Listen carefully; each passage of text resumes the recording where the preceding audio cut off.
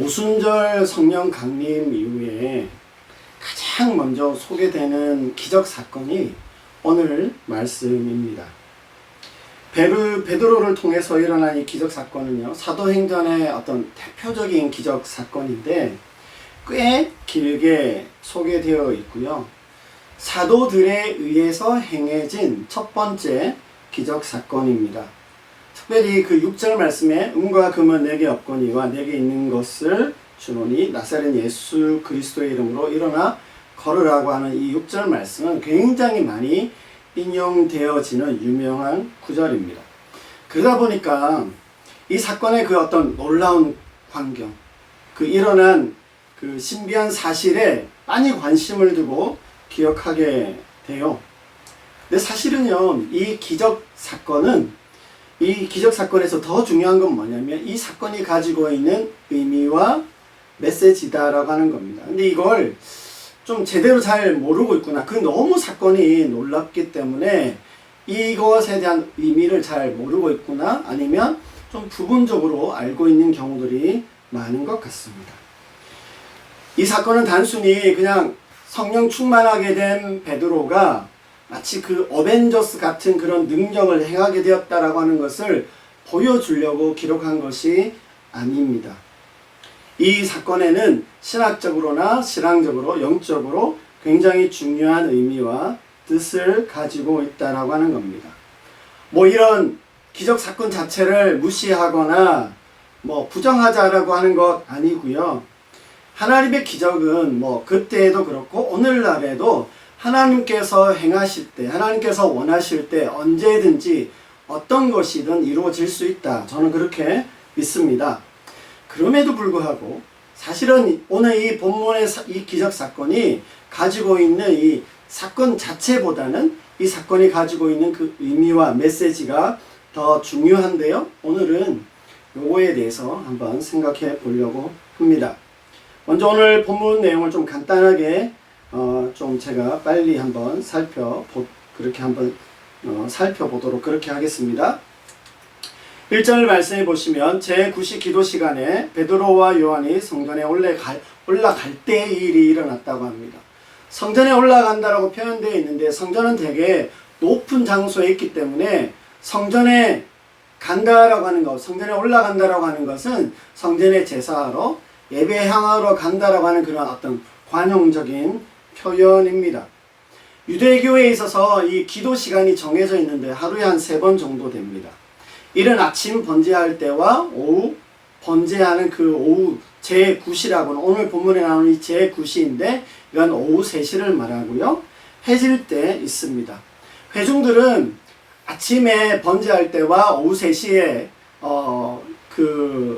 기도하는 그 시간에 주로 많이 가게 되는데 베드로와 요한이 그 시간에 성전에 갔다라고 하는 말입니다. 성령 강림 후에 신약 교회가 시작됐다고 했어요. 그럼 교회 예배를 드려야 될 것 같은데 앞에 2장 46절에 보시면 날마다 마음을 같이하여 성전에 모이기를 힘썼다라고 그렇게 나와 있습니다.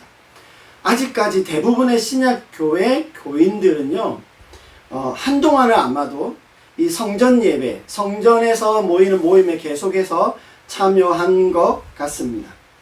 2절 말씀해 보시면 나면서 못 굽게 된 이를 사람들이 메고 오니 이는 성전에 들어가는 사람들에게 구걸하기 위하여 날마다 미문이라는 성전문에 두는 자라. 미문이라고 하는 것은 성전에 들어가는 여러 가지 문들 중에 하나였는데요. 성전에 제사하거나 기도하기 위해서 오는 사람들이 가장 많이 이용하는 문이 바로 이 미문이다라고 하는 겁니다. 이 미문에 나면서부터 못 걷는 사람이 날마다 구걸하면서 생계를 유지하고 있었습니다. 어떤 종교적인 행위를 위해서 사람들의 동정심에 기대서 뭔가를 구걸해야 될 때 사람들이 가장 많이 지나다니는 길에 있다라고 하는 것, 그 입구에서 구걸하는 것은 너무 당연하고 가장 좋은 적합한 장소다 그렇게 말할 수 있어요. 선천적으로 걷지 못했기 때문에 여러 사람들이 그 사람을 그곳으로 이동시켜 주어야 했습니다. 아마 도움을 받았기 때문에 뭐 그때 적선 이렇게 구걸해서 얻은 그 수입의 얼마를 수고비를 나눠줬든지 아니면 뭐 가족이나 친척들 중에 그렇게 했을 거라고 생각하지만 정확하게 나오지는 않습니다. 아무튼 그래서 날마다 그 사람들의 도움을 받아서 거기에 올 수 있었어요. 4장 22절 말씀에 가보면 이 사람의 나이가 나오는데요. 40여 세라고 나와 있습니다. 그래서 우리 한번 상상을 해보면, 추론을 해보면 뭐 10대 때까지 부모님이나 가족의 돌봄을 받고 그냥 그 삶을, 생계를 이어갔다고 한다면 아마 10대 후반이나 20대부터 40대까지 아마 계속해서 날마다 이 성전에 와서 구걸하는 이런 일들을 했을 겁니다. 그렇게 보면 아마 이렇게 구걸하기 시작한 게 한 20여 년이 넘는 거죠. 선천적인 장애를 가지고 있었고 20년이 넘는 세월 동안 종교적 동정심에 기대어서 자신의 생계를 이어갔던 사람이 누구냐? 여기에 오늘 본문에 나오는 구걸하는, 걷지 못하는 사람이었다 말할 수 있습니다. 그러다 보니까요, 여러분, 이 사람은요, 아마 성전에 오는 사람들은 모두가 다, 저 사람, 저 사람 오늘도 나와 있네 라고 할 수 있을 만큼 많은 사람들, 대부분의 사람들이 그 사람을 알았을 겁니다. 이 사람이 성전에 들어가려고 하는 베드로와 요한을 보았고요, 구걸을 합니다. 아마 머리를 조아리면서 뭐라고 손을 내밀거나 도와달라고 했겠죠? 그게 이제 3절에 나옵니다. 그가 베드로와 요한이 성전에 들어가려 함을 보고 구걸하거늘, 그러자 베드로와 요한이 그 사람을 보게 되고요, 그냥 지나치지 않고 그 사람에게 응답합니다. 4절 5절입니다. 베드로가 요한과 더불어 주목하여 이르되 우리를 보라 하니 그가 그들에게서 무엇을 얻을까요? 바라보거늘. 그러니까 베드로와 요한, 이 구걸하는 사람이 서로 눈이 마주쳤어요. 오랫동안 거기서 구걸하고 있었기 때문에 때로 많은 사람들이 성전을 다니는 사람들은 그 사람을 그냥 지나칠 수 있었을 겁니다. 어쩌면 이 구걸하는 이 사람도 매일 그렇게 했기 때문에, 또 매일 지나가는 사람들이 비슷했기 때문에 별 어떤 의례적으로 별 기대 없이 사람들을 향해 구걸하고 있었을 텐데, 베드로와 요한이 마침 그 사람을 주목하여서 보게 됐습니다. 이 사람도 이때다 싶어서 기대하는 마음으로 베드로와 요한을 바라보아요. 아마 그날까지 허탕을 치고 있었다면, 이들을 통해서 뭔가 그래도 이제 수입이 생기겠구나 하는 마음이었거나, 아니면 그도 이제 왔기 때문에 뭐 시작하는 마당에 왠지 기분 좋은 출발이겠구나라고 하는 그런 기대감을 가지고, 이건 제 상상이지만 아마 베드로와 요한을 바라보았을 텐데, 베드로가 뭐라고 합니까? 6절에 은과 금은 내게 없어. 그쵸? 김 빠지는 소리예요. 뭔가 잔뜩 기대하고 바라보고 있는데, 아니 원하고 달라는 은과 금이 없대요. 돈이 없대요. 아이고 실망이네, 대실망이다 라고 하는 순간에 정말 꿈도 꾸지 못했던 말을 이어서 듣게 됩니다. 내게 있는 이것을 내게 주노니 나사렛 예수 그리스도의 이름으로 일어나 걸어라. 나사렛 예수 그리스도의 이름으로 라고 하는 이 뭔가 좀 다소 주문과 같은 뭔가 앞에 말이 붙기는 했지만, 어쩌면 이 사람 생전에 처음 들을 수 있는 일어나 걸으라고 하는 말을 듣게 된 거죠. 이 말은요, 이것에 대해서는 이 사람은 오래전에 놓아버렸어요. 이 희망사항을 놓아버렸습니다. 정말 원하는 것이었지만 어느 누구도 그걸 이루어 줄 수 없었고요, 어떤 방식으로도 이게 불가능하다라고 하는 것을 이미 잘 알고 있는 상태에서 일어나 걸으라는 말을 들었습니다.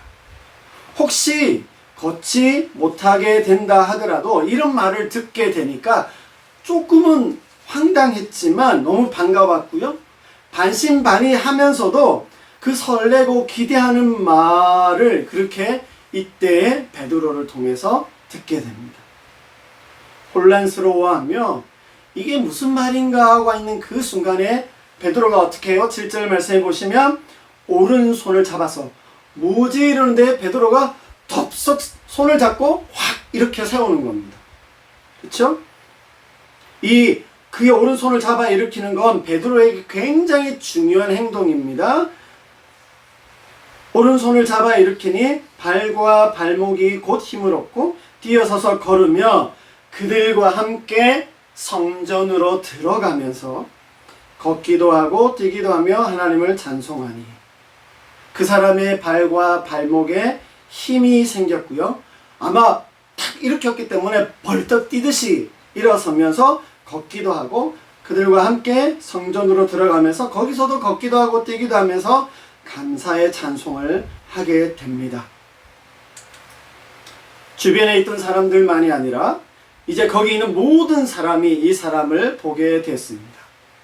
성전에 오는 그들도 정말 처음 보는 그 광경에 감탄하고 놀라면서 환희가 넘쳤을 겁니다. 그렇죠? 그래서 보고 그 사람인 줄 알고 놀라고 놀랐다. 이렇게 표현하고 있습니다. 구걸하고 있던 사람만이 아니라 거기에 성전에 하나님의 기적을 기대하며 성전에 오고 있는 모든 사람들이 실제로 처음 보는 그 광경에 굉장히 놀라고 있는 그 말씀으로 10절까지 끝납니다. 자, 여기까지가 오늘 본문의 내용인데요. 이제 그러면 이 기적 사건의 의미와 메시지를 제가 다시 설명을 드리겠습니다. 오늘 6절에 이 베드로의 말은요, 여기 보시면 뭐가 없는데 있는 것 주겠다, 일어나 걸으라고 하는 식으로 굉장히 절묘하게 대비를 이루고 있어요. 굉장히 멋진 말이에요, 사실. 굉장히 멋지고 그래서 많은 사람들이 이 구절을 인용합니다. 그래서 우리도요, 내가 나사렛 예수 그리스도의 이름으로 명하노니 일어나 걸으라, 이런 말을, 나사렛 예수 그리스도의 이름으로 명한다, 이런 말을 많이 외쳐보기도 합니다. 제가 학교 다닐 때 신학교 시절에요, 믿음을 좀 시험해보고 체험하라고 사실 농담 반 진담 반으로 나사렛 예수 그리스도의 이름으로 명한다, 한다, 이런 얘기를 많이 해보라고 그렇게 이야기를 합니다. 믿음이 있으면 그게 아마 좀 믿음을 시험하고 자기의 믿음이 얼마나 있는지 한번 시험하기 위해서 이걸 해보란 얘기를 제가 직접 들은 적이 있는데요. 믿음이 있으면 그 일이 일어날 것이고 예수님의 이름을 의지하면 그와 같은 일들이 될 거다라고 하는 거예요. 근데 저는 한 번도 경험한 적은 없어요. 그러니까 아무 일이 없으면 어떻게 되는 거죠? 믿음이 없거나 참된 사역자가 아닐 수 있다라고 하는 말까지도 하기도 합니다. 그러니까 이 구절이 굉장히 멋지고 대단하지만 한편으로는 낙심하게 되기도 합니다. 자, 그러면 정말 이 오늘 본문은요, 우리에게 이와 같이 하라고 알려주기 위해서 이렇게 기록했을까요? 오늘날 우리 교회와 교인들의 어떤 삶 가운데서도 이와 같은 일들을 체험해야 된다, 일어나야 한다라고 그렇게 우리에게 말하기 위해서 여기에 기록되어져 있는 것일까? 물론 여러분, 이게 가능할 수 있고요, 이런 일이 있을 수 있다고 생각합니다. 말씀드린 것처럼 하나님께서 하시면 이와 같은 일들은 오늘날에도 제가 직접 본 것도 있고 제가 한 건 아니지만 제가 체험한 것들도 있어요. 하나님 그렇게 하신다고 믿습니다. 여러분, 그렇다고요, 오늘 이 말씀이 이런 목적으로만 믿는 우리 누구에게라도 언제든지 이와 같은 일들을 행해라 라고 하는 것은 아니다라고 하는 겁니다.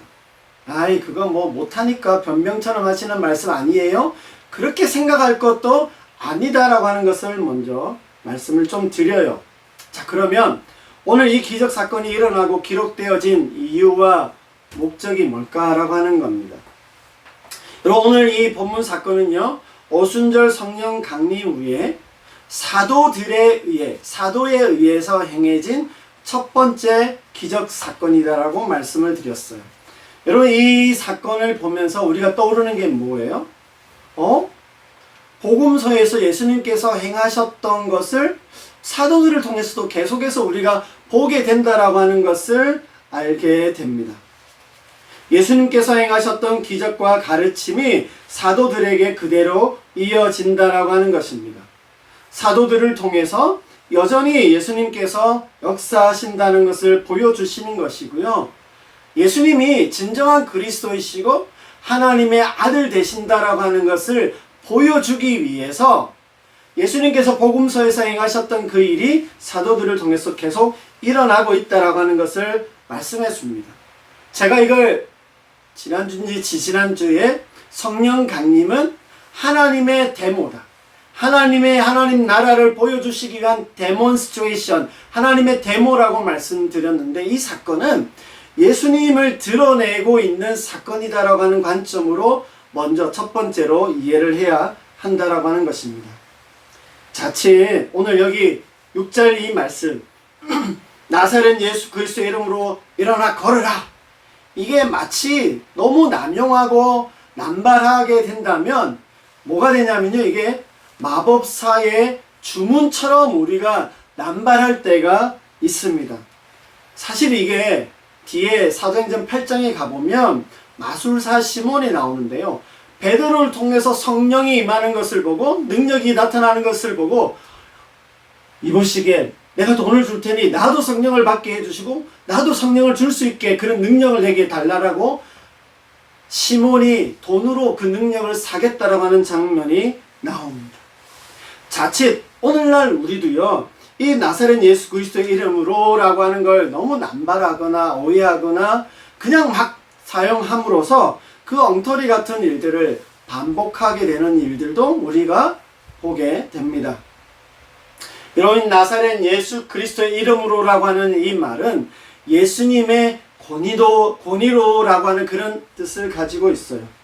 오늘날 우리도요, 이런 의미에서 나사렛 예수 그리스도의 이름으로 라고 뭐 여러 가지 어떤 그런 영적 전쟁이나 기도할 때 사용할 수 있습니다. 그러나 여러분이 이것을 사용할 때 어떤 기적이나 능력이 나타나고 일어나는 것에 너무 관심을 두고 이 구절에만 우리가 관심을 두고 있기 때문에 소홀하게 잘 주목하지 않고 있는 부분을 저는 오늘 좀 주목하고 싶은 겁니다. 그게 뭐냐면 내게 있는 이것을, 내게 있는 이것, 여기에 좀 주목해 보자는 겁니다. 내게 있는 이것을 세번역에 보니까 내게 있는 것, 제가 그래서 오늘 설교 제목을 내게 있는 것으로 그렇게 정했습니다. 베드로가 말한 이 내게 있는 것에 대해서 조금 더 말씀을 드리려고 합니다. 베드로가 말한 이 내게 있는 것은요, 예수님과의 그 신앙적 관계적 고백이고 실제입니다. 베드로가 예수님과의 그 관계 안에서 신앙적으로 그렇게 우선하고 있고 전인격으로 자신을 형성하고 있는 상태를 말합니다. 예수님과의 그 관계 안에서 자신의 내면과 존재에 충만하게 자리하고요, 지배하고 채워져 있고, 제가 요즘 쓰고 있는 그 표현대로 더욱 강화되어 있는 상태라고 말할 수 있습니다. 성령 강림을 통해서 베드로를 통해 시각적으로 보여지는 이와 같은 능력에 눈길이 가는 건 너무 자연스럽고 당연하지만 그보다 더 우선해서 보아야 할 것은요, 바로 여기에 있는 내게 있는 것이다 라고 하는 겁니다. 지금 베드로는 예수님과의 그 관계 안에서 더 강한 확신과 믿음 가운데 있습니다. 성령 충만을 통해 우리는 예수님과의 그 관계 안에서의 어떤 충만케 되어 있는, 예수님과의 그 관계 안에 있는 그 베드로를 더욱 주목해 볼 필요가 있습니다. 여기서요, 우리가 예수 그리스도의 이름으로 우리도 그렇게 이적을 행할 수 있을지, 어떻게 해야 하는지에 대해서 관심을 둘 것이 아니라 오히려 이 베드로가 말하고 있는 예수님과의 그 관계 안에서 내게 있는 것, 예수님과의 그 관계 안에서 내게 있는 것으로 우리를 좀 충만하게 하고 채우고 강화하는 것에 대한 열망이 우리에게 있어야 한다라고 하는 것입니다. 예수님과의 관계 안에서 내게 있는 것이 채워지고 지배하고 강화된 것은 결국 뭐라고 말할 수 있냐면요, 예수님이 내 안에, 내가 예수님 안에 사는 그 삶이라고 말할 수 있습니다. 그와 같은 삶이 우리 안에 더 강화되어지는 것이다 라고 말하고 싶습니다. 예수 그리스도의 형상으로 살아가는 거죠. 예수님처럼 되는 것이고 예수님처럼 살아가는 것을 말합니다. 새로운 삶의 방식이에요. 그 영혼에 기반한 그 가치관을 따라서 살아가는 그 삶으로 채워지는 것이 내 안에 있는 것이다 라고 말할 수 있습니다. 제가 이걸 조금 구체적으로 말해보면요, 내 안에 있는 것, 예수님이 내 안에 있고 내가 예수님 안에 있음으로 나타나야 되는 좀 구체적인 우리의 삶의 데모들, 하나님의 어떤 하나님 되심을 보여줘야 되는 모습이 뭐냐면 이런 거죠. 겸손하고 희생과 사랑의 어떤 성품을 추구하는 것이고요. 자기를 부인하고 약함을 좀 자랑할 수 있어야 하고요. 자신을 내려놓고 내어주고 권리를 포기하고 반대 정신으로 채워지는 것이 내게 있는, 베드로 안에 있는 것, 내게 있는 것이다 라고 말할 수 있습니다. 기적과 능력을 행사하는 측면에서 이 내 안에 있는 거, 내 안에 예수 그리스도가 있으니까 내가 뭔가 능력을 행할 수 있을 거야, 이런 측면으로 이해하자는 게 아니고요. 예수님께서 보여주시고 가르쳐 주신 그 하나님 나라의 삶을 따라 사는 것이 내 안에 있는, 베드로 안에 있는 것이다, 그렇게 말할 수 있습니다. 이러한 내 안에 있는 것은요, 내 안에 있어야 하는 것이기도 합니다. 내 삶 안에 있어져야 하는 것들인데 이것이야말로 진정하고 생명된 것이다 말할 수 있어요. 저는 오늘 이 말씀을 해석하고 받아들이는 오늘날 한국 교회의 모습을 좀 한번 생각해 보게 됐습니다. 우리들 역시 나사렛 예수 그리스도의 이름으로 기적과 능력을 보이고 싶어 하죠. 능력과 권능을 행하고 위엄과 권위를 세우고 싶어 합니다. 그러나 여러분, 더 본질적이고 중요한 게 뭐예요? 내게 있는 것에 대한 좀 근본적인 그 열망이 우리 가운데 있어야 되는데 이게 오늘날 한국 교회 안에 흐릿해져 가고 있는 것 같습니다. 베드로가 행한 그 기적보다 내게 있는 것이라고 말하는 그 베드로의 신앙과 믿음에 대한 관심과 열망함이 오늘 우리 한국 교회 안에, 우리 안에 약화되어져 가고 있는 것 같다라고 하는 생각을 하게 됐습니다. 그래서 제가 오늘 이 내게 있는 것에 대해서 제가 이렇게 좀 길게 제 말로 다시 좀 말씀드려 보는 건데요. 오늘날 교회와 교인들이 이런 기적이 없어서, 돈이 없어서 망해가는 것 아닙니다. 어쩌면 베드로가 말한 진정한 내게 있는 것이 없거나 더 갈망하지 않아서인 것 같습니다. 죄송한 말씀이지만 오늘날 교회와 교인은 오히려 은과 금은 있는 것 같은데 여기 내게 있는 것이 없거나 약화되어 있는 것 같습니다. 기적이라고 말하는 것은 있어요. 그러나 진정한 내게 있는 것은 보기가 어려운 오늘날 한국 교회입니다.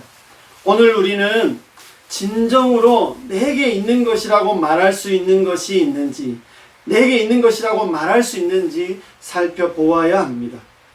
은과 금이 아니라, 기적이라는 권능이 아니라 내게 있는 것이라는 권능이 있어야 합니다. 기적만이 권능이 아닙니다. 예수님과의 그 관계 안에서 진정하게 우리를 지배하는 그 내게 있는 것이 우리에게 능력이 된다라고 하는 것을 기억하시면 좋겠습니다. 여러분, 우리 모두도요, 나에게 있는, 내게 있는 것, 그게 무엇인지 한번 돌아보면서 살펴보면 좋겠습니다. 예수님 안에서 이 내게 있는 것으로 우리가 다시 채워지고 지배되어지고 강화되어지는 그 삶을 살아가는 우리 모두가 되시기를 바랍니다. 아멘. 이제 말씀을 좀 정리하면서 마치겠습니다. 20여 년간 성전 입구에서 구걸하는 이 선천적으로 걷지 못하는 이 사람을 통해서요, 오늘 본문이 보여주려고 하는 내용 중에 하나가 뭐냐면, 그 담고 있는 메시지가 뭐냐면, 이 구걸하는 사람의 진정한 필요와 그 구원을 제공하고 있지 못하는 성전의 모습, 당시 어떻게 보면 종교, 교회의 모습을 상징적으로 표현하기 위해서 기록하고 있다라고 하는 것을 기억할 필요가 있어요. 어쩌면 이 사람은 당시 유대교라든지 그 성전이라든지 아니 그 당시 유대 교인들이라든지 그들이 제대로 기능하지 못하고 있는 그 무기력함과 무능함을 비추어주는 거울 역할을 하는 사람이 바로 이 구걸하는 사람이었습니다. 당시 유대인들과 그 성전이 종교적인 어떤 모습들, 행사들은 있지만 제대로 역할하지 못하는 건물에 지나지 않았음을 보여주는 상징과 같은 사람이 바로 이 구걸하는 사람이었습니다. 베드로는 이 사람이 구하고 원하는 것은 주지 못했지만 이 사람에게 필요로 한 것을 주고 있는 것을 오늘 본문이 말해주고 있습니다. 그가 은과 금을 원했지만 진정으로 필요한 회복과 생명, 구원을 베드로는 전달해 주었고 제공해 주었다라고 하는 사실입니다. 베드로의 기적은요, 이 기적은 오늘 우리에게 그런 메시지를 주면서 도전하고 있습니다. 그리고요, 특별히 또 베드로가 그 사람의 말로만 한 것이 아니라 그 사람의 오른손을 잡아 일으킨 것, 그가 직접 도움을 주었다라고 하는 면도 우리가 생각해 보아야 합니다. 그 사람이 원하는 것이 아니라 진정한 회복과 구원이라고 하는 그 필요를 채워주고 있어요. 그래서요, 여러분, 아까 보신 그 8절 말씀에 보면 어떻게 됐어요? 그들과 함께 성전에 들어가면서 걷기도 하고 뛰기도 하면서 하나님을 찬송했다라고 나옵니다. 무슨 말이에요? 베드로가 한 일이 무슨 의미가 있는지를 우리에게 보여주는 구절이에요. 이 사람에게 성전은 들어가는, 그 성전 안으로 들어가는 사람이 아니었어요. 늘 성전 입구에 머물러 있어요. 성전이 주는 그 본래의 의미와 기능 아무 상관이 없고요. 그냥 자신의 생계를 위해서 성전에 드나드는 그 성전 입구까지만 오는 사람이었는데 베드로를 통해서 진정한 의미에서 성전 안으로 들어가게 되는 것을 보게 됩니다. 우리들은요, 하나님과 이 세상 사이에서 중재자로 있습니다. 우리가 중보자로 있다라고 하는 말입니다. 마치 예수님께서 하나님과 우리 사이에 중보자로 계신 것처럼 하나님과 세상 사이에 우리가 중재자, 중보자로 있습니다. 하나님의 형상으로 우리는 다시 회복된 사람들입니다. 그렇기 때문에 우리는 하나님을 대변하고요, 하나님을 대리하는 삶을 살아가는 겁니다. 내가 드러내지 않아도 내가 그리스도인이기 때문에 사람들에게 하나님이 다 조명되어지고 비춰지는 삶을 우리는 살 수밖에 없는데, 그런 우리에게 뭐가 필요해요? 오늘 베드로가 말한 내 안에 있는 것, 내 안에 있는 그것을 통해서 하나님을 보여주어야 한다라고 하는 겁니다. 사람들에게 필요한 그 진정한 영적인, 진정한 그 생명된 것을 채워주고 제공하는 역할을 누가 해야 되느냐? 바로 우리가 해야 합니다. 하나님은 그렇게 하도록 우리를 구원해 주셨고 불러주셨고 살아가게 하신다라고 하는 것을 기억해야 합니다. 하나님은요, 우리의 삶과 인생이 우리 주변의 사람들, 우리의 친구들, 가족들, 그 이웃들에게 뭔가 대단한, 내가 성령 충만해졌으니까 내가 뭔가 대단한 기적과 사역을 막 일으키고 엄청난 프로젝트와 프로그램을 만들어서 그런 보여주는 것이 아니라 조금이라도 진정하게 내 안에 있는 그것으로, 내 안에 있는 것으로, 우리 안에 있는 그 예수님을 전달하는 중재자로서, 전달자로서 살아가기를 원하신다라고 하는 것을 기억해야 합니다. 오늘 이 본문이 우리에게 전달해 주려고 하는 메시지 중에 하나예요. 그런 면에서 우리 모든 교인들, 우리 교회의 목적이자 정체성이기도 합니다. 교회는 그저 사람들이 원하는, 구하는 그 욕망과 본능을 채워주는 것이 아니라 진정으로 필요한 구원의 생명과 회복을 전달하는 그런 기관이 되어야 되고 그런 그리스도인이 되어 가야 합니다. 우리 모두가 조금이라도 좀 부족하더라도 이러한 어떤 진정한 역할과 기능을 하는 삶을 살아가면 좋겠습니다.